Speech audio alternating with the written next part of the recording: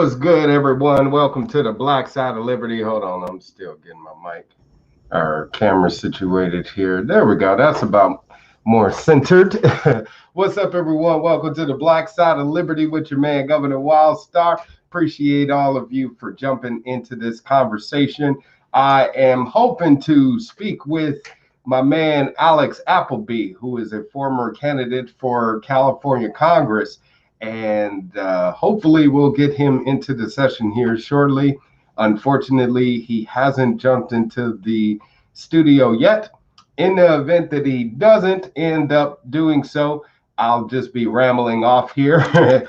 So if you guys are watching and have any questions or comments, please feel free to drop them on me and we can have a conversation until my man Alex Appleby, my guest, jumps into this into the session here. But in the meantime, like I said, I do appreciate each and every one of you out there for tuning in and watching the Black Side of Liberty, because I am very happy to be able to provide this platform and an opportunity for local libertarians or statewide candidates that are ignored by the mainstream media. And a lot of people out there don't even know what a libertarian is, haven't heard of any of these candidates before. So I like to give them an opportunity to be heard right here on the Black Side of Liberty. And I appreciate all of you for watching and for, helping spread the message, because you have been sharing these videos and other videos of mine. I've been able to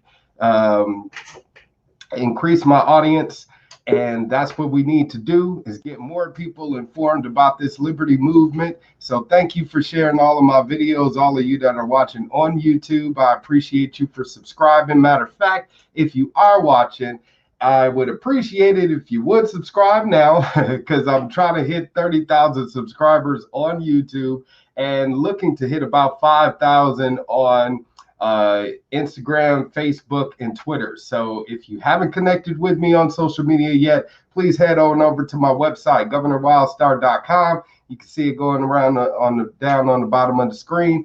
Please visit the website now, click on any of those social media icons and connect with your boy, because like I said, I am doing my best to increase my audience and grow. I'm doing this organically. I'm not paying for clicks and hits and all of that good shit. I definitely could, like other candidates are doing, like other people out there, influencers. They're paying for people to follow them.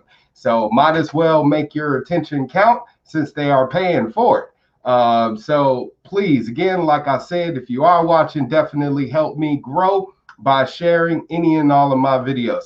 It looks like my guest, Alex Appleby, may be jumping here into the session, but he's having a technical difficulty. So once he gets everything squared away and it looks like it's good, we'll continue our interview with him.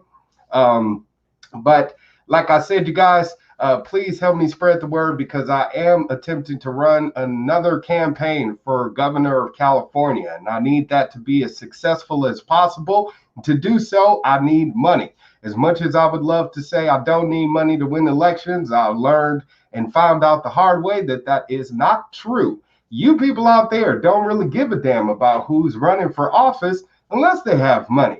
I've spoken with so many people that tell me they would love to vote for a libertarian candidate. They just feel like they don't have a chance in hell. And then when you ask them what's that reason, they say because they just don't seem to have enough money. But then also at the same time, the majority of these people also complain about how money has taken over politics and has diluted our political system. So how the hell do you plan on getting money out of politics if you only will support candidates that have money? Other than that, you think they're irrelevant, they don't stand a chance in hell, and are a waste of time. So like I said, I would love to make sure that my next campaign for California governor isn't a waste of time. And I want to make sure that everybody in the state has an opportunity to hear about my candidacy In order for me to do so, I must be able to afford promotional material. I must be able to afford going to venues throughout the state, whether it's in Northern California, Southern California, Central California. California is a huge ass state, and I need to be able to travel and cover as much ground as possible. To do so costs money.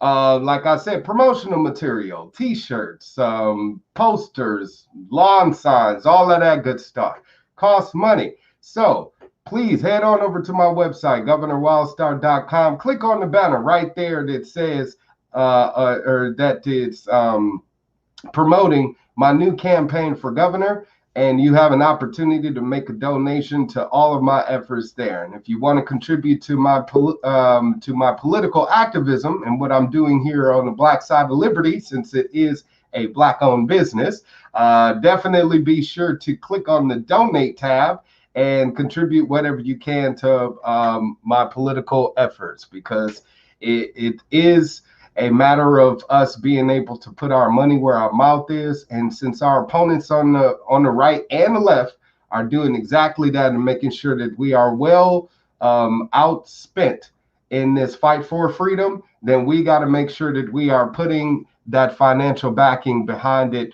ourselves. All right. Got my man Drew Nelson jumping in the room. What's up, Drew? Thank you for jumping in. Who says I'm awesome? I appreciate it. Thank you, Drew. I'm hoping anyone out there that is watching this appreciates these shows as much as Drew.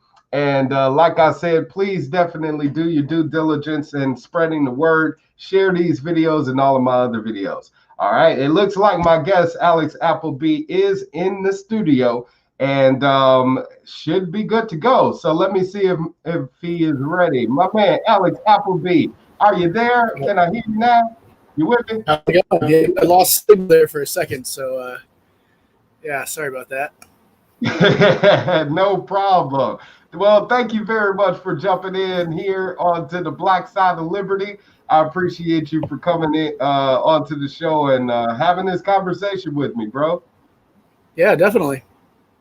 All right. Well, Alex Appleby is a former candidate for Congress here in California. I'd like for him to tell you a bit more about that. I ran into him during my gubernatorial campaign and have known him ever since. So he's a great guy, and I know a little bit about him. And I want to know a little bit more, and I'm pretty sure all of the viewers out there would like to know more about you also, Alex. So please, if you could, tell them, who is Alex Appleby? All right. Can you hear me okay? Yes, sir. I can hear you just fine. Okay, sounds good. It's a little broken up on my end, the audio, but as long as you can hear me, then we're good.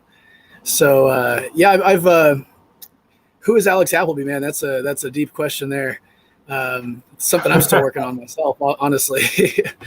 But my background was before getting involved in the Libertarian Party. I was in the Army for about 7 years, and I had two faces in the Army that was really prominent. One would be a combat tour in Iraq, and so I was in Iraq in 2003 in a combat unit. Do the whole guard duty, combat stuff or whatever. And then I transferred from there to Army Space Command. And so a completely different environment, going from the desert to space, not literally, but figuratively. And it was a really eye-opening experience to see how corrupt the government is. Not really corrupt, but more wasteful. That's what I saw in Space Command. It wasn't corruption so much, but man, so much waste, like so much money. I think one deployment, we spent at least $30,000 on alcohol, and so that was quite an expenditure on the taxpayers' dime there, but got to keep people happy, supposedly, or I guess, or whatever. Wow, so it was crazy. And then I went into business here in California as well. Say what? I said, and you did also run for Congress here in California as well, correct? Yep. I was gonna come around too. So I went into business after the Army, and I was been in business for 15 years as in the financial services industry, and then that kind of just led me towards, I guess, something, just, I was more in the people business, more, I communicate with people and network and stuff like that. And so I reached out to Ted Brown, the former chair of the state Libertarian Party of California. And I had gone to a political meeting back in, I think it was the summer of 15. And it was I'm not going to say whose meeting it was because I don't want to call anybody out, but it was a confrontational politics workshop. And that might give it away right there of who it was, but which is a great book, Confrontational Politics, if you ever read it. But the way it was being presented in this workshop was super one-sided and they were very derogatory towards the other side. And it just made me uncomfortable. I felt like there wasn't any kind of discussion going on. There wasn't any type of like progress going on. All they were doing was talking crap, right? And that just wasn't what I was there for. And so I got really turned off by that. And I reached out to the Libertarian Party of California, or I went on the website and clicked all the buttons, basically said all the stuff I was willing to do. And when I clicked run for office, I didn't mean like right away. I meant like maybe one day or something. And when they reached back to me, Ted Brown asked if I'd run he put a couple offices out there and, to do. And I did a little bit of research on it and had absolutely no idea what I was doing and just jumped off the diving board. And fortunately, there was water in the pool, so it worked out well. But man, it was quite the experience, I tell you. And so, why did you choose the Libertarian Party in particular? Well, I'd say it was somewhere around that same time frame, maybe 2014, that I had first actually heard the word libertarian. And I was like, wow, libertarian. That's interesting. What does that mean? And I started looking into it. And I never felt like I was a Republican or a Democrat or a liberal or a conservative. I always thought I was like a liberal conservative or a conservative liberal, but I wasn't sure, right? It was one of those two, And I just never felt like it fit. I think I was registered as an independent party at one point because I thought it meant independent.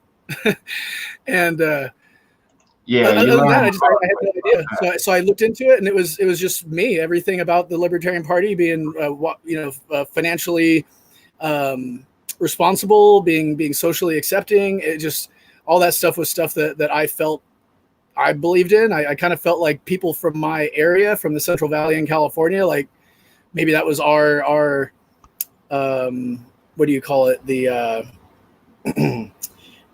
just the way that we all mashed up here, the way that we were all kind of created with our conservative liberal parents or whatever. And so yeah, when I felt like why not run as a libertarian? That's what everybody around here is. They just don't know it.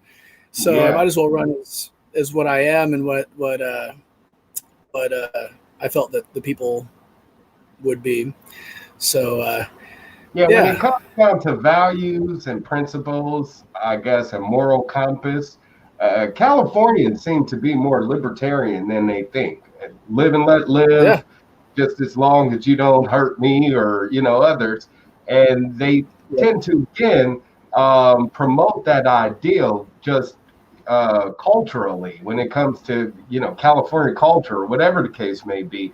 But then they get stuck into believing that the two-party system, for some reason, is still going to represent their ideals when they've fallen flat on doing exactly that. So it's sad to see California fall to the wayside, thanks to the Democrats at this point. But, the Republicans actually started that trend with Arnold Schwarzenegger and heroin use and meth and all of that good stuff. And so they both are to blame for all of the corruption and the fall of California, but it's up to people like us to build it up. And you are one of those people that challenge the system at a level to where it's extremely fundamental to its existence here in our country, as far as an institution goes.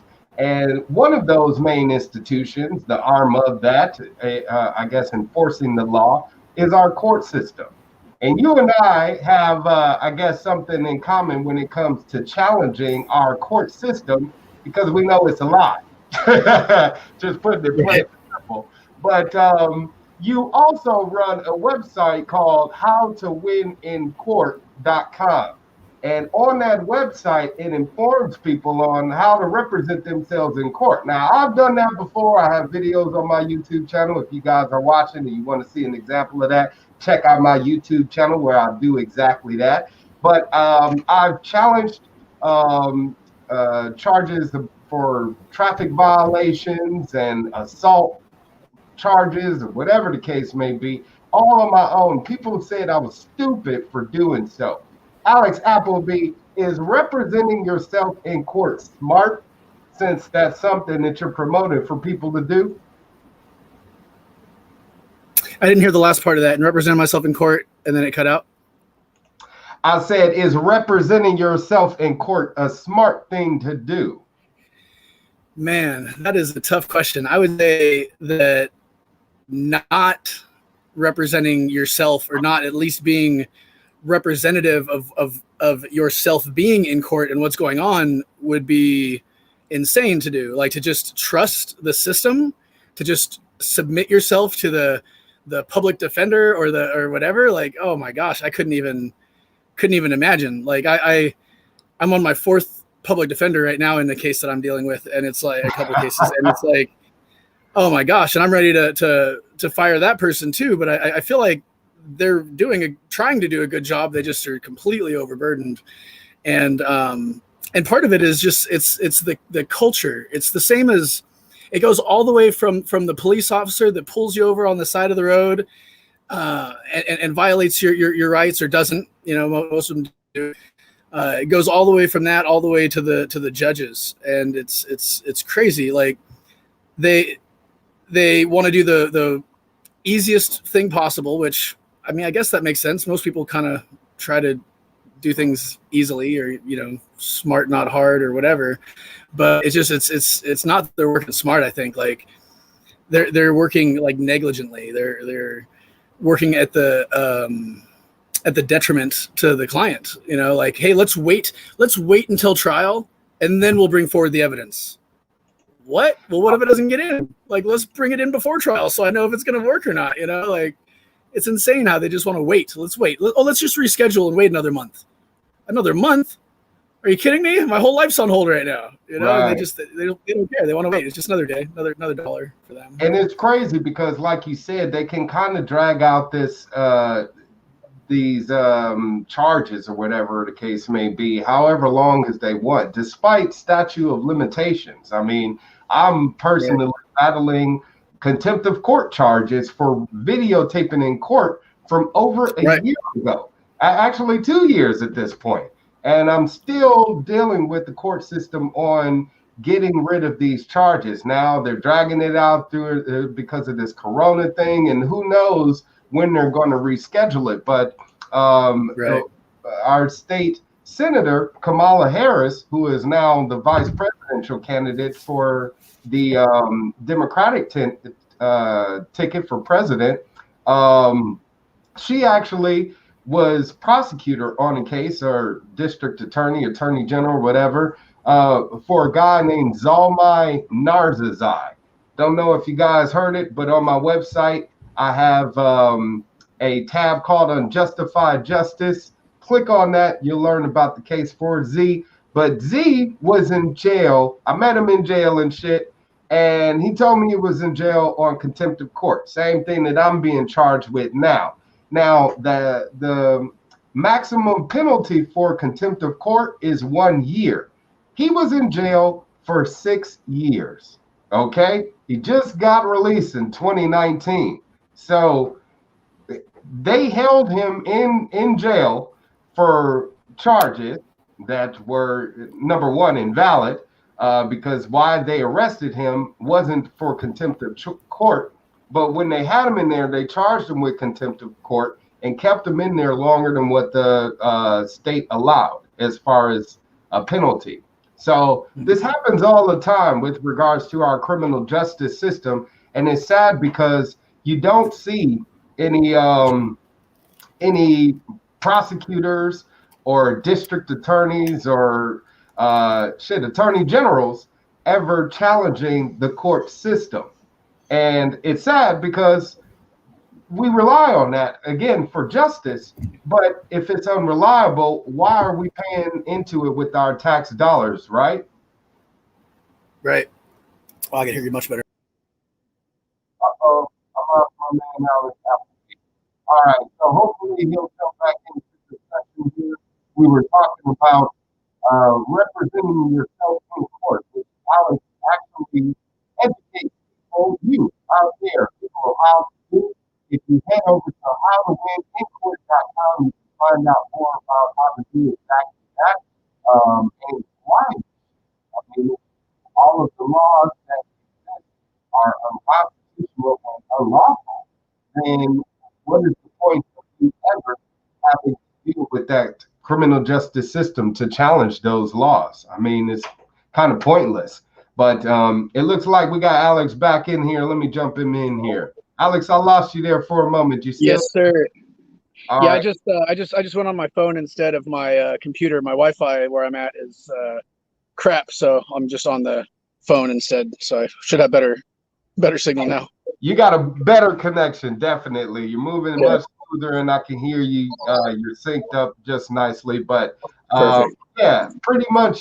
I was saying, as far as taxpayers paying into a faulty system, why should we continue to? Especially right now, the Black Lives Matter movement, protesters are calling to defund the police, defund our criminal justice system. Is there any I guess need for that with regards to our criminal justice system again, functioning improperly? Should we continue to pay into it? I was looking at up online. You could go to, and what is the website? I'm not sure, you might know it off the top of your head, but there's a website where you can go Transparent California, I think it is .com or .gov, and you can go in there and look up like salaries, right? Yes. San Jose police make $500,000 a year, most of them. What the fuck? Excuse my language. Like, holy, what? I don't need to excuse anything. You're absolutely right, man. That's one of the damn things I was saying is, okay, here in Fresno, where I live, the median salary for a average police officer is $250,000, $250,000. The fire chief, we have about 27 fire chiefs here in Fresno. 27, okay? The fire chief gets paid another $250,000. All of these city officials, and predominantly in law enforcement or these city services like fire department, getting paid six-figure salaries. Now, like well into the six figures, not just like 100, like not just like 100, right? And that would be great. I mean, trust me, there's a lot of people straight out of high school, since that's what they do for police officers, and pretty much recruit them straight out of high school, like the military, and offer them bigger salaries. So with you putting your life on the line to protect people, I can understand why you would be deserving of that salary.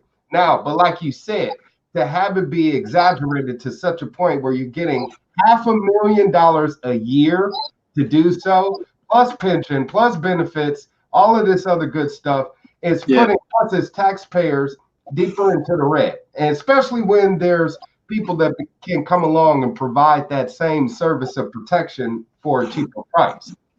Right. And I mean, you don't necessarily want the cheapest price either, I don't think, necessarily.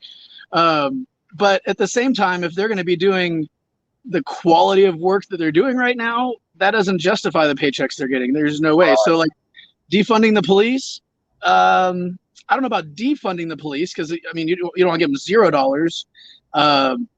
But we definitely need to like maybe refund or restructure the funding, or have more accountability in the funding of the police, stuff like that. And then on top of the funding of the police, what about policing for profit? What about civil asset forfeiture? There's millions of dollars that goes to the police in civil asset forfeiture. Why are we even paying them in tax dollars if they're going to steal our stuff? Right. Or we could pay them in tax dollars and they could not steal our stuff. That'd probably be a better solution, I guess. Yeah, but then they take people's cars, they take people's houses, they take people's cash in some situations. They take people's property altogether. I was speaking with a gentleman who had a hemp farm with, I believe, 250,000 pounds of hemp or something like that, and it was all taken by the government. It was seized for an investigation that had nothing to do with his arrest. And so, yeah, it happens all of the time, and it's sad because no one out there is holding them accountable, like Leroy Jenkins was saying, and defunding them is definitely a step in the direction to let them know that we want some bit of a reform, and we're willing to put our money where our mouth is to make that happen. So, and I'm totally with the idea that defunding is especially the word defunding is dramatic and drastic and attention grabbing, and that's the idea, is we want to get their attention. So absolutely, like, yeah, it makes sense to approach it in that way. But when it comes down to it, like, I'd rather fund good police or I should say good peace officers, because I don't think we need law enforcement officers. We need peace officers. And why do they even carry guns? Honestly, like, I could see them having a gun in the car, but they got a taser and a billy club and a mace, and like, they need a gun too. Like, I don't get it. Like, they're just so quick to kill people. It doesn't make sense. I mean, speaking of quick to kill people or whip out a gun and shoot them, at least, there was a recent shooting out in Wisconsin. A guy named Jacob Blake was shot 7 times by police officers. Not sure if you heard about this. Vaguely, but not details. I can't believe the guy actually survived. I'm pretty sure if he was dead, really? you'd hear more of a blowback about it. But since he is alive, it's in the headlines right now, news headlines, as far as him being the survivor of that attack by this police officer, and it's caused riots in the state of Wisconsin. And the reason being was, I guess, this guy was breaking up a fight between 2 women, and they called the cops. Cops came out, tried to grab him, and he went to leave the scene, and they shot him 7 times as he was getting in his car, and most of them were in the back. So cops, for one, I mean, ever since this George Floyd killing, which seemed to have brought these killings of Black people to light more, when they've been happening forever, but now since then, you see more stories about this coming out in the news, and people, I guess, feeling like these killings are justified. You have some people that feel like, hey, well, if you just listen to the officer and obeyed the law, then you wouldn't have had that happen. So since you just brought up about how some of these officers should not be having guns, should not be enforcing some of these unjust laws, do you think that people should just obey the law? I think you can just obey the law and you're still going to have issues, because there's going to be misinterpretations of the law. There's going to be misinterpretations of your intent of what you're doing. So I'll give you a story of, speaking of people, losing their homes. I think a little bit about some of the stuff I've gone through court-wise, and I'm fighting for my home still, but I did lose it physically. Like, the sheriff came with a SWAT team, of like 6 people with armor on and rifles, and escorted me out of my home, last year. And but they made sure before that they had the local police come and visit me a few times and make sure that they took my guns and that I didn't have any way to resist them when they came. And so they're all working together, like in a systematic way, to just really quiet us and take any inkling of power that we have away from ourselves. And it's pretty crazy that they're doing that. Yeah, and I mean, the saddest part is when you hear about these officer involved shootings, whether they're killing a Black person, a Hispanic person, a white person, or whatever person, they're doing so. And the people that come out and vilify the victim say, well, they shouldn't have been running, or they should just obey the law, the officer's command, or whatever the case may be. But the thing is those people are forgetting that we pay those people to do a job. like my man Leroy Jenkins here, who is saying that some of these killings are justified. As a taxpayer, Leroy, I don't want to be paying for somebody to go out there and kill people. That is not an officer's job. They shouldn't be told that that's okay. They shouldn't be trained to go out there and kill people. And we as a society should not be accepting that killing people is a normal part of a police officer's job. Now, defending themselves, of course, goes without saying, because I have the natural right as a human being to defend myself. You have the same right to defend yourself if you are threatened. The police officers retain that right. I mean, it isn't just going away simply because they put on a badge, but they are given this license to kill simply because of that. And that's just wrong, wouldn't you say? Yeah, well, I mean, part of, I actually kind of remembered what I was going to say a little bit ago. Part of like what happened with my home being taken is prior to that, I was in my home, and I was wearing my sidearm. I used to have a 38 special, and so I was just wearing it on my belt inside my home, not concealed because that would be illegal, I think. And I heard the police were down the road on their way over, so I had some body armor from the military, some bulletproof, vest. And the police always carry guns when they come around, and so I feel threatened by them. I mean, honestly, I do. They've attacked me. They've assaulted me several times, throughout the years, and I don't feel safe. So I put on my body armor, not trying to be a threat or anything. I didn't feel safe, so I put it on. And then they were walking up to my door, and probably, I don't know, 15, 20 feet away, and as soon as they saw that I had body armor and a weapon on myself, they drew their weapons out, pointed them at me, and were like, "Come outside." And I was like, "Fuck no!" And I slammed the door on them. I was like, "I'm not coming outside with you pointing guns at me. Are you crazy? Like, no way." But I was not doing nothing illegal, like you were saying earlier, just obey the law. Well, I was obeying the law. I wasn't doing anything illegal. I was in my own home, but they decided to greet me with guns. And then once I slammed the door, then I had like 30 SUVs, surround my house with assault rifles pointed across the hoods. And I mean, it was just, wow. I actually called 911, and I reported that there was thugs with illegal assault rifles across the street. And then they patched me through to the thugs. Oh my God, that's crazy. Yeah. It's great to actually hear you, a white person, saying that you were threatened by the police. I'm telling you. Just as much as a lot of Black people actually do.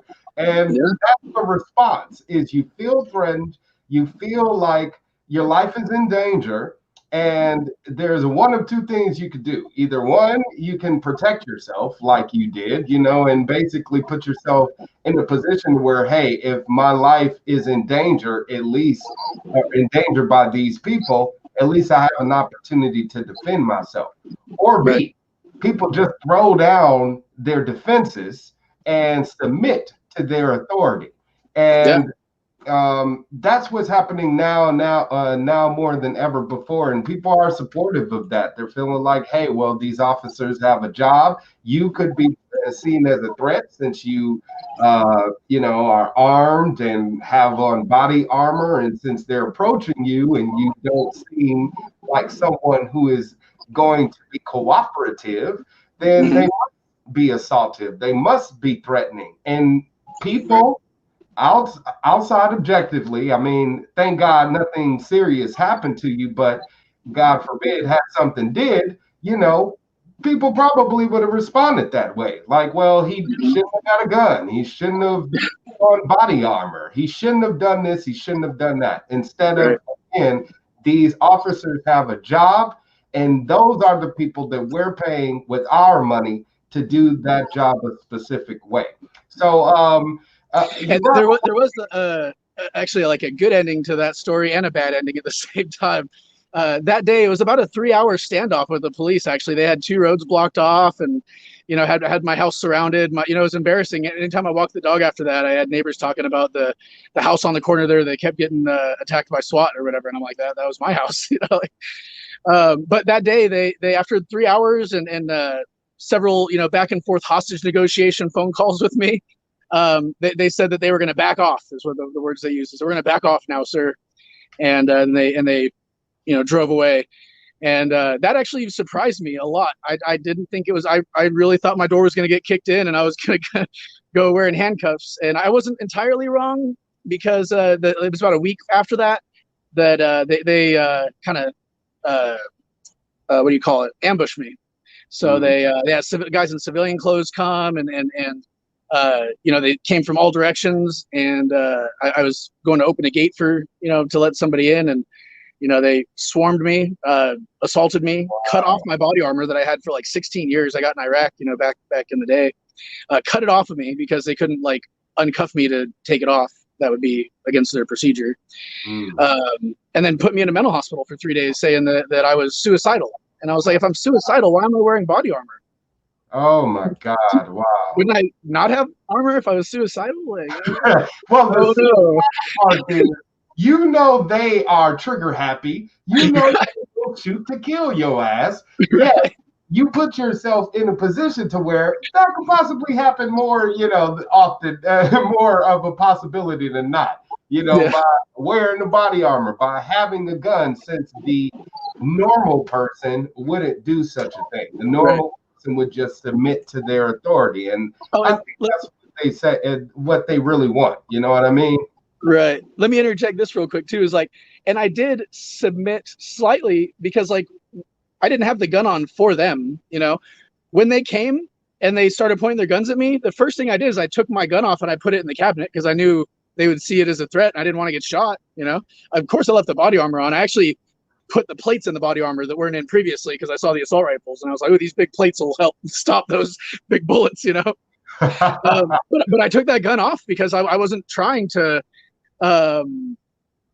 antagonize anything. So I did submit to a degree, but I didn't surrender my firearm. I just, I had to later, but at that time I didn't. Well, that's good that you decided not to pose as much of a threat to them as much as they, because so you're suicidal. Is that what to do? Like, I don't know if that's what I would say for other people to do necessarily. That's just what I felt. Because if you were black, the moment was the right thing to do. Straight up, if you were a black person, you'd be dead. They wouldn't have for sure. Any hostage situation. We're going to come back later and deal with it. No, they would have bombed that place. They would have, shot up the whole entire house, not giving a damn who was inside. But I know I had red dots on me throughout the time, so they totally had me in their sights. That's for sure. Wow, that's crazy. But there's something else that you brought up during our conversation that I want to ask you about, because you were talking about good cops, bad cops, and this spoiling of the bunch. Because we hear that often about how there's some good cops out there in the police force and we should do everything that we can to support them. But what about those good cops that are on the police force that see bad cops doing shit all the time, don't do anything about policing them? And it seems like a lot of people are apologists. They sympathize for those people that they feel like, well, they have a hard time for themselves, or they, have a difficult situation to deal with. For instance, the president of the United States of America, Donald Trump. And we had a conversation where you were talking about how it's a possibility that Snowden or whatever the hell. Some article, some fake news stuff or whatever. I'm like, man, that is the last damn thing he would ever do, is pardon someone like Edward fucking Snowden. But man, when you said this, I'm like, I don't know why people are still hopeful that Trump is actually going to do something different. He's proven to be an enemy of we the people, and so have the Democrats, whatever the case may be. But instead of us coming together and challenging the system, we're too busy saying, apologizing for them. And do you think that we should be sympathizing with the enemy? And especially, I want to ask you this specifically because after 9/11, there was no sympathy for people that were Muslim. You know, Right. our country's response and the way people's ideal, their mindset now is they want to go out there, they want to attack people, even if they're Muslim, even if they pose no threat, you know. And why should they do something like that? You know what I mean? But at the same time, they're not sympathizing with these people. It's like we pick and choose. So Right. should we be sympathizing with the enemy, and do they even deserve it? I think the I don't know what you'd call it, but maybe the two-way maybe narrative there is my challenge. So, and I'll tell you that I'll be the first one to tell you I was guilty as hell of being racist against Middle Eastern Muslim people in the mid 2000s. I came back from Iraq in 2003, and like I can think of several times, and it's a little bit stereotypical, but several times I was in 7-Elevens and going off on people, like, you know, like mean, like cold-hearted ass stuff. And I was just looking back, I won't even say the stuff that I was saying back then, but like I actually believed it. Like I thought these guys were terrorists, and I thought that they, you know, it was ignorance, you know, ignorance and naivety, for sure. And the problem was in you're with me or you're against me. You know what I mean? Either you're support us or you're against us. And so if you're Muslim, you must be against us. And like that's an extreme of it. But I think we, even in what you're talking about, that's what we're kind of doing sometimes, is like whether it's Democrat and Republican. You know, I've got a good friend of mine that was just talking about like, oh man, like it's so important this year. We can't let, you know, he's talking about Trump this and Trump that. And I'm just like, yeah, man, I'm just not feeling Trump, dude. Like not at all. Right. And he's like, but man, you can't let Biden in. And I'm like, who said anything about Biden? What are you talking about? Why would I vote for that guy? Like he's got Alzheimer's or something. I'm good. I don't want to vote for him either. You know, and it's so too you know, the two-party, you know, ideology or whatever. And I think that's maybe the biggest lie or the biggest falsity, you know, that we have. And whether it be like my friend there that's all pro Trump, like he's not my enemy, you know, and not at all. You know, I mean, I'd say we have a lot of things that we agree on in those areas, but the actual vote for who gets our vote for president is probably our biggest disagreement. But it's like we come down to these arguments that are just like us versus them, and if you're not with us, you're against us. And it's like, well, if I'm not with you, I could be partly with you. You know what I mean? Like maybe I don't like this aspect of your platform, but I might like this aspect or whatever. So I think there's allies so much in areas that we neglect, and sometimes I think we push away those potential allies by being so narrow-minded in it. You know, like if I were to just be blasting Trump all day every day, which I don't try to, I try not to really blast anybody. After running for office, I just kind of feel like, you know, it was so dirty, you know, people blasting everybody. I'm just like, I don't really want to throw any shade, you know. But it's like we don't have to. If I was blasting him so hard, then I might lose out on a potential ally, you know, and somebody that supports him, but they might support me in something different, you know, in an area that we have together. And so I think humans are so complicated, and I think the complexity of the human experience is just understated, you know, and I think we're also a lot better and a lot like we're not as evil as people put off or whatever. Maybe that's the church that's done that, you know, the whole the flesh, the sin of the flesh and all that garbage. Like I don't know about all that. I think that there's good people out there, and there's better people out there, and there's some that aren't as good. But you know, I think that most people are really trying, and most people probably agree on more things than what we think. Yeah, I guess when it comes to exercising forgiveness and turning the other cheek when you've been wronged, Mhm. uh, there is a matter of doing that, but also doing so wisely. I'm not going Absolutely. to turn my, turn my back on somebody with a knife or a gun, or That's wise. and I'm definitely not going to sympathize with a pedophile. That I'm not going to sympathize with someone that's killing people in cold blood, whether they're doing Right. it knowingly or doing so through someone else, like someone in Mhm. the military, like yourself. You know, the Right. people behind those that authorize soldiers to go out on battlefields, kill innocent people, whether they, are there defending their own property, their own land, in their own country, or Mhm. posing a threat, or whatever the case may be. We're authorizing death, and that person who is giving the go-ahead, they need to be blamed just as much as the person pulling the trigger. And Right. Whoever gave anybody the authority to take a life? exactly, exactly.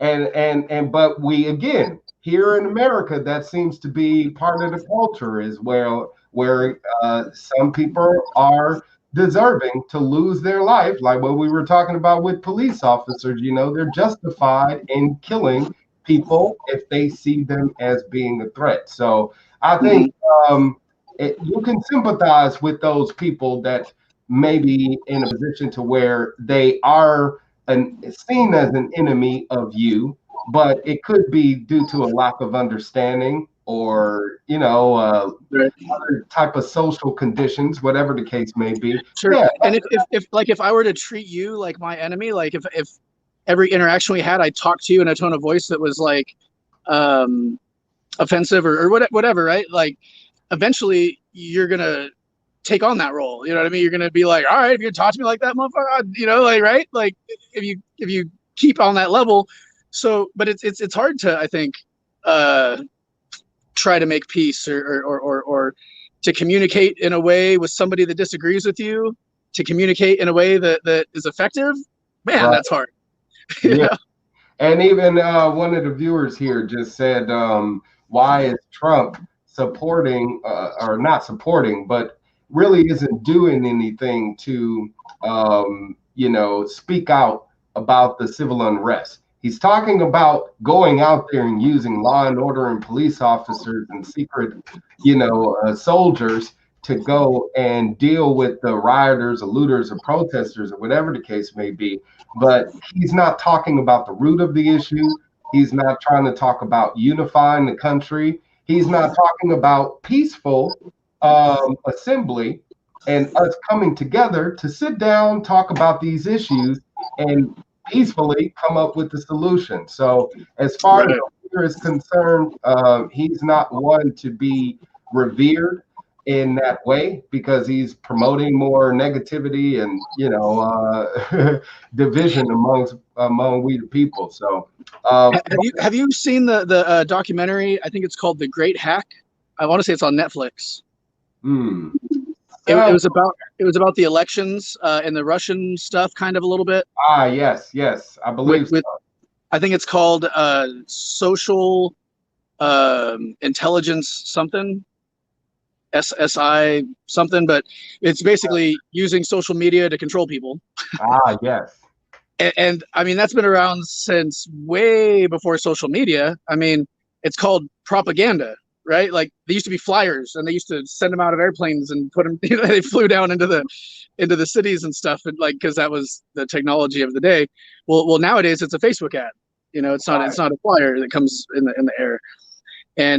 But watching that video, man, it was just like so much of the stuff that Trump does, that you see the DNC doing, that you see the GOP doing. It just kind of it didn't make sense, like it was justified, but I comprehended why they were doing it. It's just they're playing the game. They're just trying to manipulate and control people. And Hmm. I mean, I think that's what it really comes down to in the end. What is our biggest disagreement is how much can I control you, or can you control me, or Exactly. whatever. And where all the disagreement is. Like the people want to control others more than those others want to be controlled. Right, absolutely. And it's sad that people on the right and the left can't really see how they're still being supportive of government control in order to bring their desires to fruition. You know, Right. I don't want illegals in my country. I don't want people, you know, smoking marijuana or whatever the case may be. Force. Right. I don't want anybody to get an abortion. Force. You know, it's like I don't want rich people to get rich. You know, force. It's like it's crazy that people make these demands for government, but don't realize ultimately what they're asking is that force be used against you to make their dreams come true. So Right. something fundamentally wrong with that. Hopefully everybody out there will start looking into libertarianism, because it does not support that at all. And we'll start supporting those libertarian candidates out there, you know. But I do want to ask you about that, because you know, we promote for people to get involved in the electoral system, go out there and vote libertarian, vote third party. When people say that's a waste of time, why vote for a third party candidate? Matter of fact, why vote at all? Because voting doesn't work. So I want to ask you, if that is the overall consensus, especially with this whole mail-in voting debacle that's happening. A lot of people are untrustworthy of the postal system now. Along with our criminal justice system, they all don't work. But now our postal system is causing an issue with mail-in ballots, and people are feeling unsure about sending in their or voting through the mail. So is voting something that can be done to fix the system, do you think? Maybe. I don't know for sure. And you know, I don't want to discourage anybody from voting, because I think like getting involved is better than not getting involved. And if the only way that you can be involved is by voting, is by throwing in your 2 cents once a year, like, or once every couple of years or whatever, like, great. I mean, do that. But maybe the only way that you can throw your 2 cents is by not voting. That's a vote in itself. So if you don't vote, you're just giving more power to the ones that do. And that's not necessarily right or wrong. It is what it is. But when you've got 60% of people not voting, I don't understand how someone can say that it's either this or that. It's either red or blue. Like 60% of people aren't voting. If you could get half of them, you know what I mean, to vote for someone, that's going to beat out the last presidential election, at least. You know, like I think it was like was it even 30% to win? I don't know if it was even that high to win. And so if we had 40% or something pick up a ballot with an L on it and throw it in, like, could that make a difference? You know, there's I don't know if you ever had a chance to meet Doug Vigil. He's an activist here in Stockton, and I don't know if he said he was going to be on. I'm not sure. He might be on today. But Doug, he what's that? I know Doug, definitely. Yeah. So he ran for I think school board was one of the first things he ran for when I first met him. And then he ran for state level education. I forget the title that he ran for there. And then this last election cycle, he ran for school board again. I think it was District 4, I think, in Stockton. And check it out. He won by 1 vote. Wow. Tell me your vote doesn't count. Yeah. You know what I mean? Your vote absolutely counts, you know? Vote counts, people. You see? Right? And that's what I tell people is, okay, you may not believe in the voting system. You may not go out and vote. But guess what? Those people who do believe in the system, they go out and vote. Those people that want to empower people like Trump, they make sure they go out and vote. Those people that want to make sure they have a Democratic stronghold with the Democratic Party, they go out and vote. But like that large majority, that silent majority that just sits out, that does nothing, that is still under the ruling authority of whether the Republican or Democratic president gets elected, you're still being governed by these individuals, yet you choose and refuse to be a part of that election. that's where we're losing, because if libertarians could energize that large ass population of people to actually hit the voting booth, we would flip some campaigns left and right. I mean, especially Yeah. with going on with this presidential election, we have the opportunity to elect the first female president. You would think more women's rights groups would be supportive of the Joe Jorgensen campaign, but they are not saying any damn thing about her. You know, Yeah, the women's Republican Party, it's weird. They're all this, they're in charge of all the voting stuff, or they, usually are every year. And I don't know why the women's Republican Party, like women's, right? Why would they not be all over Joe Jorgensen? Like, it's crazy, especially since she has so many attributes that line up with conservative women in some areas. Mm-hmm.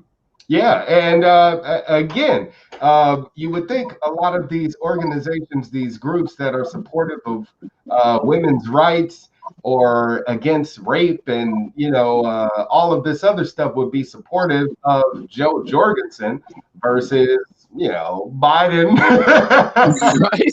who is the creep. Yeah. Or the pussy grabber that we got now. Or the pussy grabber. He just tells you straight up what he is. But yeah, these are chauvinist as men who are the most toxic personalities, and they're being lifted and praised. And I don't know what we could do to get them out of power, but hopefully people will take heed to what you said about that one vote that can make the difference. You know what I'm saying? And go out there and they had to recount 3 times actually to verify. But yeah, I was so proud of him. I'm like, man, that guy, it's awesome. Yeah, that's basically winning by a shoestring, Yeah. But watch next election. Watch, it's gonna be a landslide because he'll be an incumbent. Absolutely, because he'll be in office and he would have shown and proved what he can do to help the people of the city, and that's what's going to be the deciding factor in the next election. So hopefully, people out there will take attention to that or take heed to that, in voting moving forward. But I do want to ask you another thing before I let you get out of here, because I have been holding you up for quite some time, and I appreciate you. No worries. All my questions. I was just looking at my notes to see if there's anything imperative I wanted to hit on before we were done too. So go ahead. Absolutely. Well, you were talking about, all right, so before we came on the show, when I originally extended the invitation to you, you told me about you being warned that I was a racist and not to come on because, all of this controversial bullshit surrounding my show or whatever the case may be. So I appreciate you for jumping into the conversation, because it is all about juxtaposition.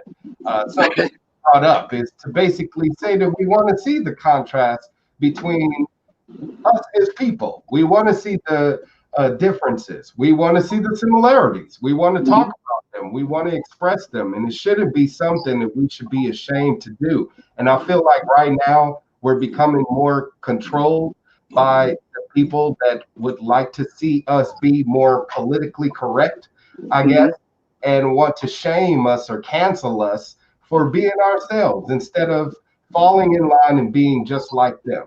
And so I appreciate you for being on my show to help break the mold, because that's exactly what I'm attempting to do here. And anybody out there watching and want to support, that's what we're doing right here on the Black Side of Liberty. So and I'll say on that just that I have never thought of you as racist or any. I mean, that's never. When he told me that, I was actually surprised. I was like, what, really?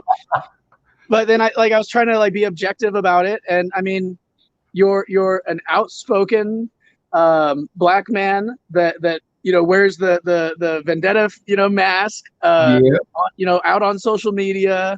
Like the name of the show, the Black Side of Liberty, right? So it makes it sound even a little bit more, but like you said, that's almost intentional to be a juxtaposition of a image.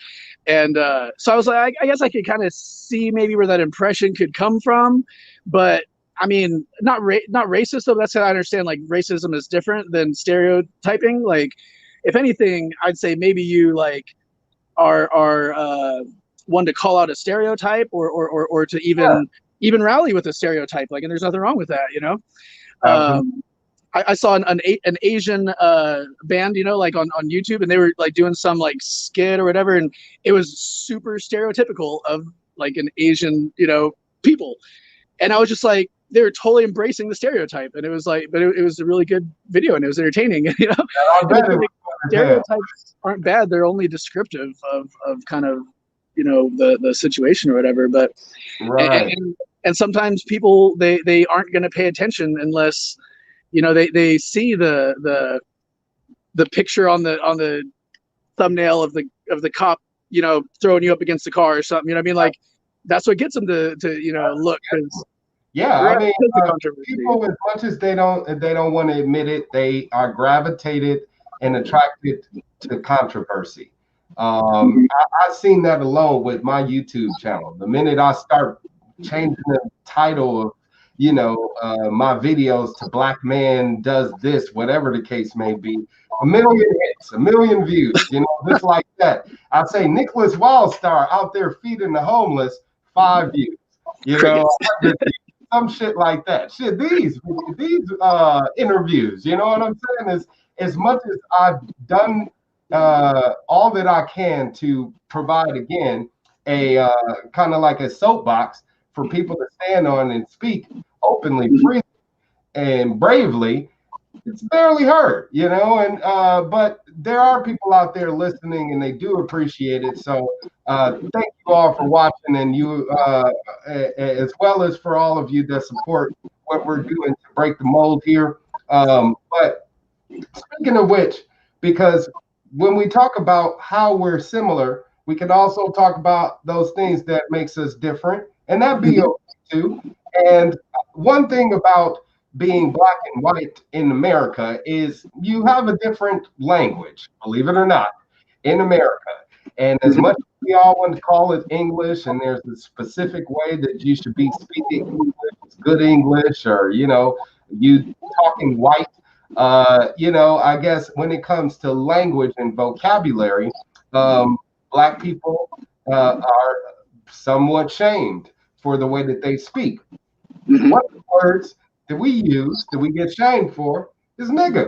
So it's been said, we say nigger, and we say it in music, we say it to each other. Sometimes we get people that, you know, say it in a racist way towards each other as black people. We say it in a way to where, you know, it can be damning and hurtful. But you also have a big population of white people in the country of America that feel like they should be able to say that word also, since, you know, black people say it. And if you want to be equal, it's just a word. I should be able to say nigga since you said nigga, right? And we kind of have this, I guess, this friction when it comes to that word and its use. I was hanging out with some friends, some right-wing friends, and I was telling them about how I went out to a Black Lives Matter rally, and I asked one of the coordinators about how the name Black Lives Matter could be alienating towards white allies. And I was telling them this story and about how one of the coordinators, she called me a nigga and was like, you know, I can't stand niggas like you. I bet you got a wife and all of this shit. I am married. My wife is black. But yeah, so I was telling them this story. One of the white gentlemen in the circle was like, so when this black woman called you a nigger, how did that make you feel? And, you know, we're in a group, and I'm like the only black guy. So and we're having this conversation, but again, he felt inclined and at liberty to use this word. And I've been in some libertarian circles where they've used that word, and they weren't black. So I want to ask you, Alex Appleby, should white people say the N-word? Oh man, that's another it depends, really. I think in general, probably not. It's probably not the best idea, but it does depend on who are you speaking to and what context are you in. Like, I mean, where I grew up, it didn't matter what color your skin. Like, that's what people said. You know, I mean, to each other, it's like, "What's up, homeboy?" I mean, that's kind of what it was saying, you know. But it depends on you know where you're saying it and all that stuff. kind of a story that's a little bit along those lines is I've got a friend of mine that works at Tesla. I don't know if it's bad to name out the company or whatever, but they were talking to their friend and used it like in very slightly, like in slang, like not calling somebody a name, but just like, oh man, this dude like said da da da da da to their coworker quietly or semi quietly. Well, they got called out on it by the boss because that was the boss that was coming up, and then they got an email about it, and then 2 weeks later they got a write up about the exact same thing that was 2 weeks earlier, and it was just like it was almost like overkill of it, you know what I mean? Like trying to PC, like over PC, like, oh yeah, you can't use that word at all. And she was, a black person too. So like, and then the person telling her not to was not a black person. I'm like, who are you to tell her how to talk to her friend? Like, yeah, you know what I mean? It made no sense at all. So like, I think it depends. It really depends on where you're at. Like, I mean, can you say it? Like, I mean, you can do whatever you want. I mean, you're free human being, but should you say it? It depends on the situation you're in and the context you're in. Absolutely. I can't, and that's the thing is, I'm pretty sure that I'm gonna get some blowback from saying nigga during this damn broadcast. Yep. There's some people that are gonna be like, oh my God, I'm not voting Wildstar. He's a racist and he's just another one of those niggas. Oh, did I say it? Oh. But yeah, so I understand what you're saying about upbringing and where you were raised and who you grew up around, etc. Because I grew up around some white people that that said that word and say the N word, and there's some rappers like Tekashi 6ix9ine who use the word nigga, and it's because isn't he black? No, he is not. He's not. No, he is not. And I mean, and other white rappers out there. I gotta look him up now. Yeah, it's like a new wave of them. And you got Cardi B. She's Hispanic, but she says nigga all the time. And if you're Hispanic, it's okay. No, it's okay if you're Hispanic. No, it is not okay. So as far as where these people grew up, their upbringing, their circle of friends, that's fine. It's going out to the outside world.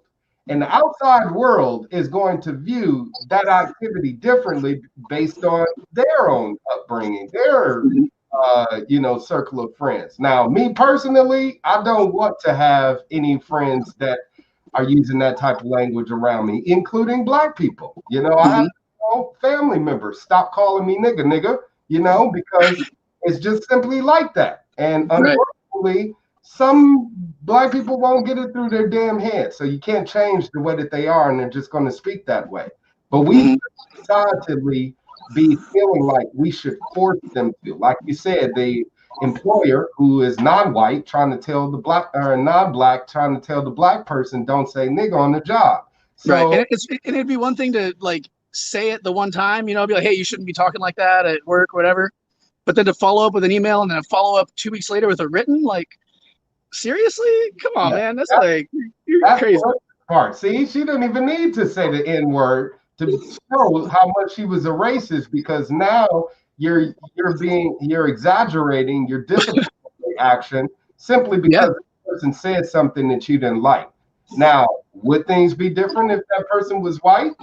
Who knows? I've been around white coworkers and they are speaking among each other and calling each other nigga, and then they look over at me and the boss is there with them. You know what I mean? So when we talk about the work environment, how we grew up, or where we're going in the future, I think it needs to be addressed, and there needs to be some open conversation about the word in itself, because it is such a hot button issue. It is a sensitive topic, and it's crazy that again we want to talk about eliminating racism, eliminating prejudice, but yet at the same time doing nothing about our language to change that, doing nothing about our actions, doing nothing to change our actions to change that. So I'm going to let my son know that the word nigga exists, and he's going to hear from me first before he goes out in the world and somebody else says it to him in a derogatory way. You know what I mean? Yeah. I see LL just said here, no one should say the N-word or use the N-word. And so like, I don't disagree. Like, I think you're absolutely right. We need to be improving ourselves and all that stuff. But then to devil's advocate it, who are you to tell someone else what to do and what words to use? You know what I mean? Not you, but like, right? Who are we or whatever? So it's like, no, you shouldn't use it. But then we also shouldn't try to control other people and tell them what to do necessarily. You know? That's what I'm saying. As much as I can say, all right, don't use the N-word. I'm never going to use the N-word in my household. I'm never going to say it around my son so he never hears it or never knows of that word. Never is an N-word too. What's that? Never is an N-word too. That's true. We say it all the damn time. But yeah, but like I say, I could say that, I could do that. But if I send him out into the world and he's ignorant of it and he hears it, it's going to be striking to him. Then he's going to have questions. Then he's going to come to me and he's going to ask me, and I'm going to have to answer. You see what I mean? I'd rather answer those questions before he has an opportunity to ask me. That way he can have a full understanding of what to expect. And I feel like that's where we can kind of start educating our youth, especially white people that want to go out there and send their kids out to the world acting like prejudice does not exist. Well, they might run into a friend or another family member or a teacher or a work, a coworker or whatever the case may be, that is now sharing those beliefs with them. Now they question that. And they may come back to their parent and say, why didn't you tell me any of that? A lot of white people are having that epiphany right now, going back to their parents and grandparents, whatever the case may be, and saying, you know, how come you didn't tell me about the Tulsa massacre? How come you didn't tell me, Thomas Jefferson had a bed wench, a black woman who he raped down there his entire life and had children with, which is why you have a lot of black people named Jefferson. You know, so shit like that, you know, it's like Jesus is not white, you know, shit like that. Right. These are epiphanies that are happening right now to where I'm saying that they harm us more because we find out about them later on in life when we've been told a lie. That's what's more of an insult, is to be, living a lie. Wouldn't you say? Yeah. Well, and I would say I'd be one of those people that I probably didn't know, like really, truly know and understand that racism existed in the world still until I had to be at least 25, maybe 30 before I did. And I had a friend that was he trained me in financial services, and he was from South Carolina. He's a black man, probably, how old is he?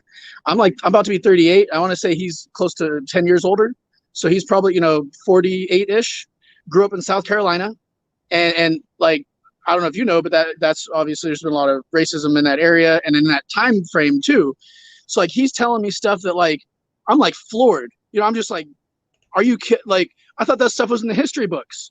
What do you mean they were burning crosses on people's lawns? They did what to you? Like, what I mean? It blew my mind, like, cause, and maybe it was growing up, like, on the, I don't know if this is funny or not, but I just made me think like on the what do you call it? The black side of poverty. You're saying the black side of liberty, the black side of poverty. Like when I grew up, like there was Mexicans, there was a few black people. There wasn't a lot of blacks, but like it didn't matter as much. Like at least, I don't know, maybe it didn't matter to me was the thing. And so I never really saw that. And I joined the military at a young age, and the military, at least from my experience, was pretty diverse in its makeup. And so I never really experienced it, at least not towards blacks, but then I did towards Middle Eastern people because of my military experience, and so I might have thought that it didn't exist, but then I was at the same time like making it exist. I was creating that racism in other ways, in the world, and then so it's like I think some people like we really are that naive. Some people are, and that I don't know. I'd like to think that's a good sign. Like if we have more people that are shocked about racism being in existence, that's kind of a good thing. I mean, Yeah. we don't want to be to the point that people, are turning a blind eye to it. But if it gets to a point that there's nothing to turn a blind eye to, I mean, I like that idea. Yeah, I would agree with you. That would be a wonderful thing if we were all ignorant to prejudice and racism, and such a thing does not exist. But it's a matter of getting there, Right. and being ignorant is not going to help us get there. We're going to get there with understanding, with compassion, and with love. All these applications for everything we do that we got to put, race and all that on. Like, I don't think that helps. I think that, and honestly, I don't know if this is like illegal to do, but I put African American on mine. I put, because I'm Native American, and, I have a little bit of Indian, so I put Native American, Caucasian, and African American on mine, just because. Who are they to tell me what to do? You know what I mean? Like, just being honest, I guess. I get a black soul. You know what I mean? Straight up. And yeah, you're right. It's like we do it again with the verbiage when it comes to documentation. If you want to make a move towards eliminating it, especially here in America, I saw clips of the Republican National Convention where I think her name was Nikki Haley or some shit like that. Lady gets up there and she talks about racism does not exist in America. Like, bitch, what world you live in? She's from Alaska. She's from Alaska or something. I don't know. Yeah, maybe you need to stay up there in Alaska because it's away from this continent or this big large portion called America for a reason, because it has existed and it exists on paper, like you said. And if they wanted to make a move, if we wanted to make a move to remove racism systematically, take it off of applications. Don't ask people are black, this white or Hispanic or whatever. If you're an American, that's all that matters. Right. Well, check this out. Speaking of, my first wife. So I've been married twice. My first wife was Mexican and a quarter Japanese, I think, which was a really good combination, if you ask me. But when we got divorced, we were married for about 4.5 years. We got divorced, and I believe she changed her name back now, but it's been 20 years almost now. So for at least 15 years, she kept Appleby because I don't want to say her name like on live or whatever, but because Appleby is white and her maiden name sounded Mexican. I mean, like, you know what I mean? So for her to be, Jane, I'll just say Jane, but Jane Appleby versus, Jane Rodriguez, like she got better results on her resumes, like on responses from her resume. She got better grades in college. Wow. Because of keeping the name Appleby. Like, what? That's crazy. But it's and that's the thing that you hear about in like I guess reports and all of this stuff or statistics, but a lot of people ignore it because they don't believe that it's real or anything like that. It just doesn't exist, especially those people that want to ignore that racism does exist. And here you have it, a first-hand experience where you say, hey, actually it does. It happens all the time, and we are just unaware of it because we're ignorant to it, So if we all just, again, kind of sat down at the table, spoke about all of these prejudices that are still happening in our country and what we can do to eliminate them, then maybe we can start laying some groundwork towards unity, towards true equality in this country. And but I don't think the people that we have in positions of leadership right now have that desire, and it isn't until we get them out of office will that happen. Because right now they're finding us more than ever. So I hope that it feels like most of the people that are there, like it's not even that they don't want to make a difference.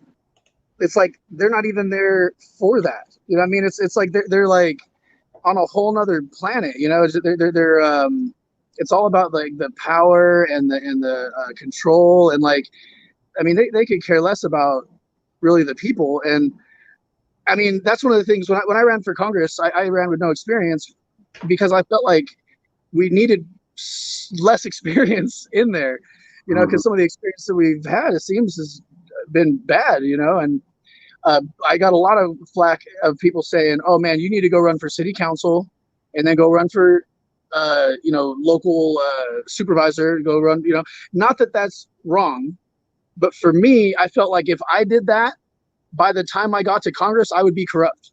Right. Right. And I don't want to be corrupt. So let me just go there and get out before I get corrupted or whatever. And you know, maybe that's the wrong way to think about it. Maybe, you know, I'm not saying that doing it from the ground up is bad. Like, sure, that's great for some people, but like, you know, at the same time, like, if we all do the same thing that we've been doing, we're going to get the same results that we've been getting, you know? Exactly. Yeah, I've caught slack for it too. I mean, especially if black people running for governor, they're like, okay, well, you need to slow your roll now, pump your brakes. Start out small now, little man. And, be like old Michael Tubbs here in Stockton, man. You know, he started out at city council, right? And he's going to be president one day. No, fuck that. Not if I can help. that guy's, unless he has some major breakthroughs in his, you know, belief systems, then you know.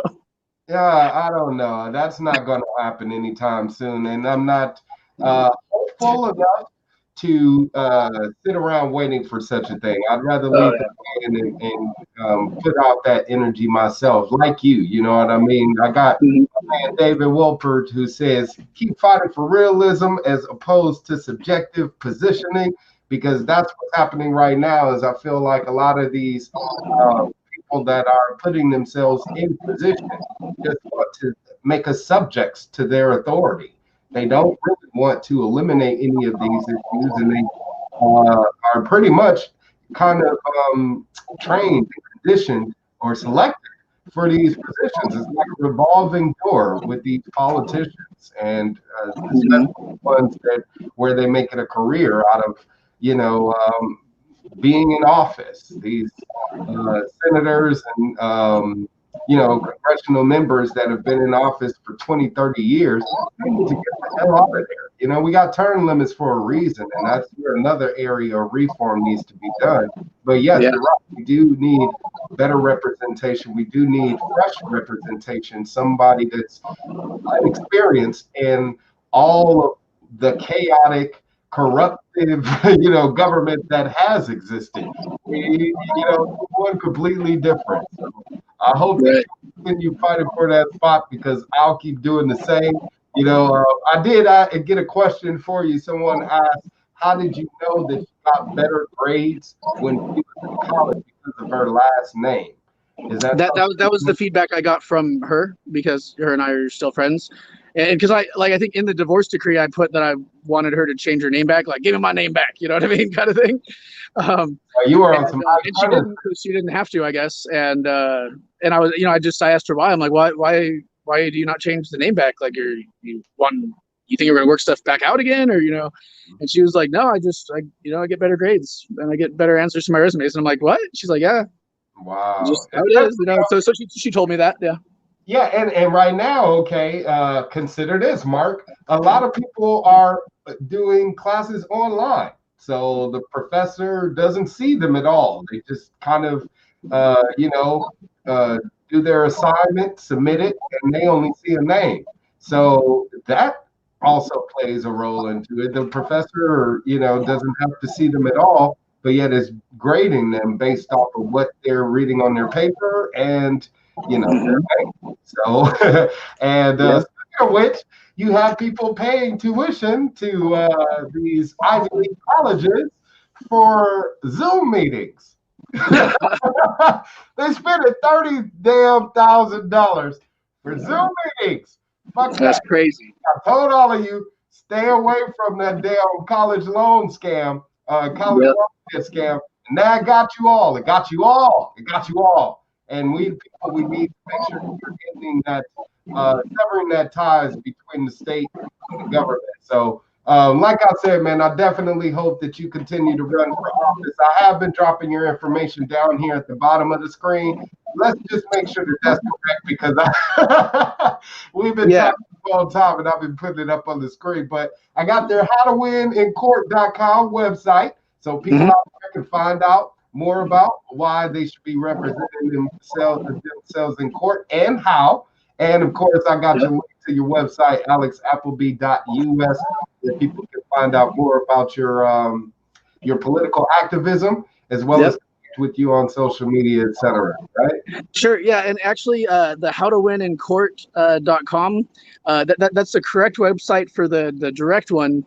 But I'm an affiliate of that organization. Like, it's not my organization. I wish it was. But it's actually, it was put together by an attorney that's been an attorney since like 84 or something like that. And so he's has a lot of experience in that. So you want to go to law.alexappleby.us, and it'll take you to that How to Win It Court website. But that'll give me credit, basically, the law.alexappleby.us. So if you go directly to the website, that's fine. You're kind of cutting me out a little bit. What is that is? That's law and what? Law.alexappleby.us, yeah. It's just the subdomain of law. Because it's some weird affiliate link with all kinds of crazy letters, so I just made it a simple, yeah, they're perfect. Yeah, just like that. Cool. Hold on, let me and then typo right here. and then I also have xandertree.com is where I'm going to be posting all of my court stuff that I've been kind of going through, and I've been putting together videos, and I'm going to be publishing some of those here soon. And kind of like you're talking about recording in court, you could do it if you do a media request form and get an order for media approved by the judge, which I'm doing. I've got that stuff. I know. I try to toe the line, You want me to tell you why that's a waste of time? Because I've done that and they've denied it. Fuck you. I'm going to record my damn court case, and I'm going to make sure it's been documented, because you don't have a court recorder, and I don't have your recording equipment, putting everything on a record. So, videotape yourself in court, and it is by the Sixth Amendment of the United States of America. So, and the first. Shit. Yeah. When it comes to courts in particular, that is a Sixth Amendment right. I have this little camera I got online. I think it was $20 or something, right? There we go. And I actually wore this not the last time, but the time before I wore it. I didn't get approval in time, so I didn't turn it on just because I wasn't trying to go to jail or whatever. You know what I mean? And but I wore it. I wore it as a tie clip, like with my tie or whatever. And I was there. It was like, shoot, I think we were just about done, like at the desk. Like I was like with my part talking to the judge and all that. So I'd sat in the actual courtroom with it on for an hour maybe. And then, it was up at the thing. And it was like the very end, finally the bailiff comes up to me and is like, "Is that camera on?" And I was like, "Nope." And they were like, "Okay." Yeah. So, I could have just said nope and they would have been, but it wasn't. I don't think.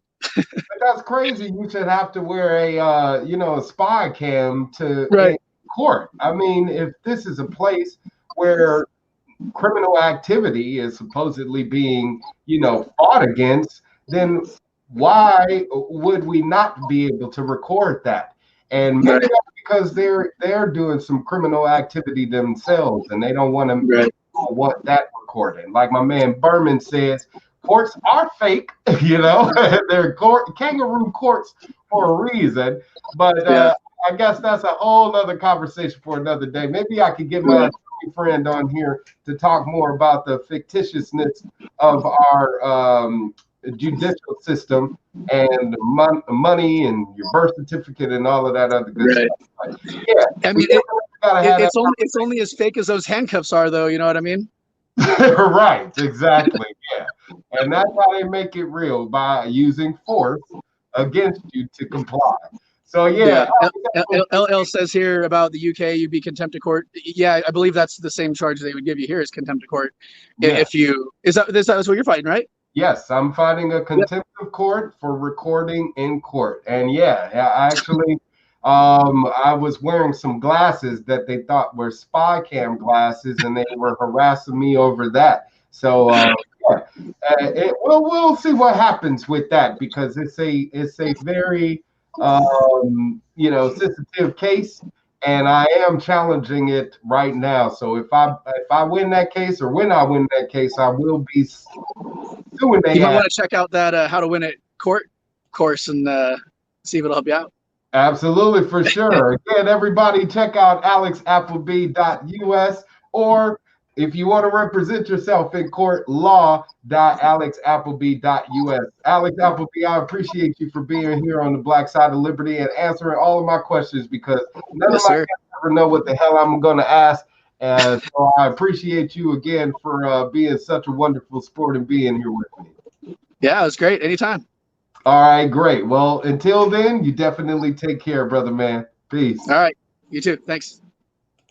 All right, you guys, that again was Alex Appleby, former candidate for Congress out here in California. And hopefully we can get him inspired to run for office again. What you can do to let him know you would like for him to get in there and keep running for office is support him by heading over to alexappleby.us. And for all of you people that want to learn more about representing yourself in court, and or why you should be doing so for everything, whether it's a traffic ticket, a gun charge, a custody battle, whatever the case may be, you should always be representing yourself in court. Head over to law.alexappleby.us, find out more about how you can do exactly that, and please definitely continue to stay in the loop, okay? And all of you out there that were dropping comments, I truly do appreciate it. Like LL jumping into the room all the way from the UK. Thank you so much, LL, Daniel Berman, Mark Oakes, David. Let's see. I got Leroy Jenkins, Jalen. Jalen, yes, I am married, but thank you for the compliment. I truly appreciate it. And I'm sure my wife would appreciate it too. And Drew Nelson, thank you guys all for commenting during the show and for tuning in. And all of you that didn't drop a comment, please definitely be sure to do so next time when I come back right here on the Black Side of Liberty. But before I do, please make sure that you all are voting Libertarian. Okay, as you heard us talk about during the show about why you should be voting, a lot of people say to throw away their vote if you vote Libertarian, if you vote third party. Well, guess what? Every vote counts. And right now, the Libertarian candidate for president of the United States, Jo Jorgensen, could certainly use your vote. All of your votes goes towards helping to make sure that she has an opportunity to be on the presidential debate stage. That's what we want. So if you're out there having your primary, which most of you still are, let me show you why, since some of you are clueless. All right, here we are, August 25th. That's today, Oklahoma, you had your state primary today. If you haven't voted yet, you should have had voted. Make sure you send in your mail-in vote, get that in the mail before the end of the day. Or if you got an opportunity to actually go to a polling place, please go and do so right now. Oklahoma, August 25th. Today is your day. But September 1st, next week, Tuesday, every Tuesday now until December 1st, or December 4th, pardon me. Well, no, those are actually changed. Yeah, so Louisiana will be the last one. It used to be in December, but they changed that due to the COVID thing. So Louisiana, damn, your primary is the same day as the fucking election, which is November 3rd. So Louisiana people, you might get screwed. Please definitely be sure to vote as soon as you can if you are in Louisiana. But like I said, people coming up next week, Tuesday, is Massachusetts. So if you are in Massachusetts, please vote for the Libertarian candidate, Jo Jorgensen. Also will help all of those candidates that are on the ballot in the state of Massachusetts that had to collect signatures to get on the ballot, because Libertarian candidates still have to petition and collect signatures just to be heard. It's awful. We got to stop that shit. What you can do to help that is by voting them. Make sure that they're hitting that percentage needed to make sure that they have guaranteed ballot access every election. That's what we want to do. We want to make sure all of the libertarians have guaranteed ballot access when they run for office. Massachusetts, you're up next, September 1st. Make sure that you please vote Libertarian, okay?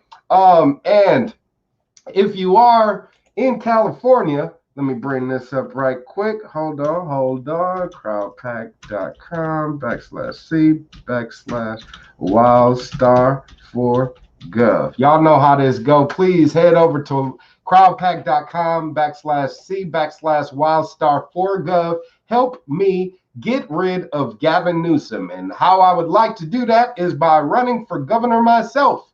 And that's what I need for you guys out there to do, is to contribute to my CrowdPack campaign, which is a crowdfunding website for candidates. So please contribute whatever you can to help bring back liberty in the state of California. LL asks, why do you have your flag upside down in America? An upside down flag. Matter of fact, wherever you are, LL, even in the UK, if you flip your flag upside down, that symbolizes that your nation is in distress and that your personal property has been violated. So wherever you are in the world, whenever you fly your country's flag upside down, that is what you are letting anybody out there know. It is an SOS. This right here is an SOS to everyone out there that is watching, that our nation is in terrible distress. And if you want to know a little bit about that, just look at what's going on here in California. Look no further than the state of California to see how awful of a state our country is in. And this guy right here, Gavin Newsom, this is the guy that we're trying to get rid of. Right now, there is actually a recall for him, which I'm going to be bringing up now. We want to recall Governor Gavin Newsom. So head over to recallgavin2020.com, print out the petition. You can download and sign the petition if you click right here. Circulate that, of course. You want to make sure that you're signing it. Make sure you get some friends and family members to sign that. But we need to make sure that we're hitting that signature limit, or what is it, qualification by November 27th, which is the deadline. So head over to recallgavin2020.com, find out more about how you can get involved in the recall for Gavin Newsom. Okay, we got a calendar of events. You can find out county info about where you can go locally to drop off petitions, print petitions, etc. Local events happening here under calendar of events. So please check that out, recallgavin2020.com. I'm also involved with a nonprofit organization called We Have Rights. We are a nonpartisan, nonprofit, grassroots organization. So we need people like you out there contributing to make sure that we are throwing successful events throughout the state of California.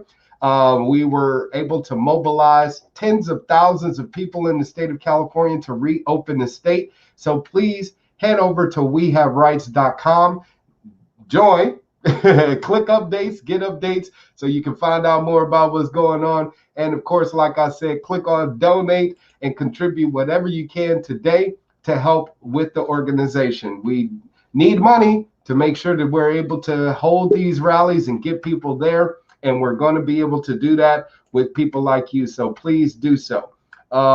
Yes. And also, of course, if you guys are enjoying the programming here or what I'm doing, come back Wednesday, tomorrow, and enjoy a psychic reading from my wife, Crystal Wildstar, who is providing psychic readings to the public. And she is hosting them here right on my YouTube channel. If you are watching from YouTube, please be sure to subscribe and come back every Wednesday for Crystal Room Wednesdays with Chris, who will again be providing all of you out there with a psychic reading for 30 minutes. So you better get your read on while you can. It looks as if my computer has frozen. I hope the government did not hack into my feed again.